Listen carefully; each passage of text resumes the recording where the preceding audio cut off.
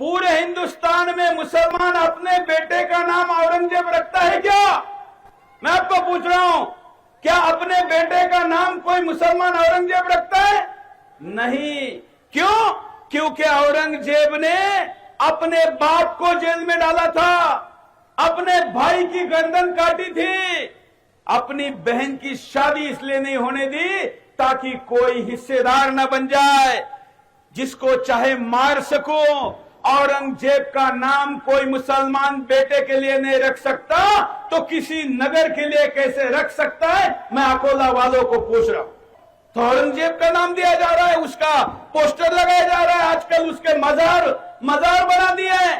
अरे औरंगजेब जिसको लोग हिंदुस्तान का बादशाह कहते हैं, ये सरासर झूठ है। पूरे हिंदुस्तान पर कभी भी मुसलमानों का राज नहीं था। हिंदुस्तान का बड़ा क्षेत्र ऐसा था जो स्वायत्त था, स्वतंत्र था, अपना भगवा झंडा लगाकर वहां राज चलता था। लेकिन झूठ फैलाया जाता है। औरंगजेब की आज सारी कुंडली बताना इसलिए जरूरी है क्योंकि महाराष्ट्र के चुनाव में कई पार्टियों ने, जो कि बाबा साहब का भी नाम लेती है, उनके उम्मीदवार भी अपने पोस्टर पर औरंगजेब की तस्वीर लगा रहे, फोटो लगा रहे, जिस पर कुत्ते ने मुतना भी नहीं चाहिए, ऐसी औकात जिसकी नहीं है, उसका फोटो लगाया जा रहा है, उसका फोटो लगाया जा रहा है। लोग भ्रमित हैं, मूर्ख हैं।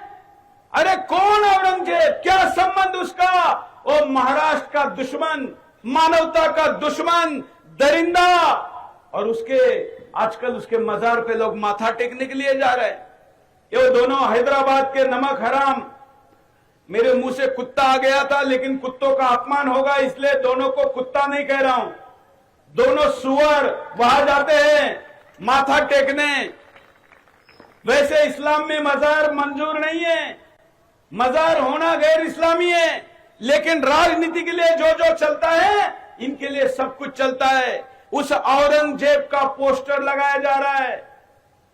इतना ही नहीं, पिछले कुछ वर्षों से महाराष्ट्र में टीपू शैतान का भी पोस्टर लगाया जा रहा है।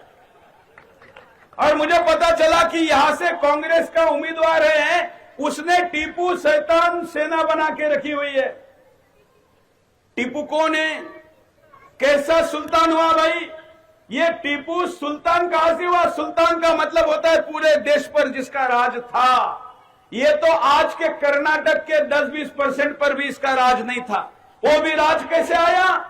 तो मैसूर की गद्दी, जो हिंदू राजा की गद्दी है परंपराओं की, इसका अब्बू वहां पर सेना में था, दगा किया, जैसे का इतिहास है, पीठ में खंजर मारा और वो गद्दी हासिल की। पूरे हिंदुस्तान का कभी सुल्तान नहीं रहा, लेकिन जो जो नाम मन में आता है लगाया जाता है। आप जानते हैं ये टीपू शैतान किसका दुश्मन था? एक नंबर।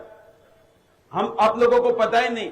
उससे भी बड़ा दुर्भाग्य है कि राजनेताओं को पता नहीं, इसलिए कहीं पर भी उसका नाम दे देते हैं। टीपू का एक नंबर का दुश्मन मराठे थे, मराठे। उसके जितने युद्ध हुए वो ज्यादातर मराठों के साथ हुए और कोई भी युद्ध टीपू मराठों के विरुद्ध जीत नहीं पाया।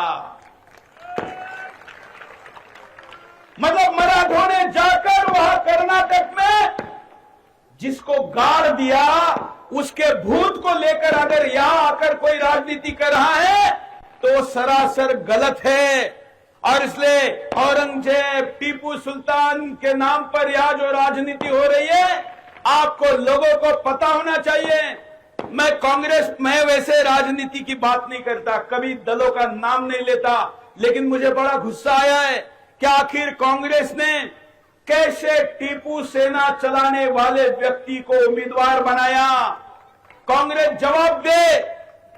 हमें कोई दलों से मतलब नहीं है, हम तो हिंदू की बात करते हैं, लेकिन जो महाराष्ट्र का दुश्मन है, उस दुश्मन के नाम पर अगर कोई संगठन चलाता है तो वो चलाने वाला भी महाराष्ट्र का दुश्मन नंबर 1 है।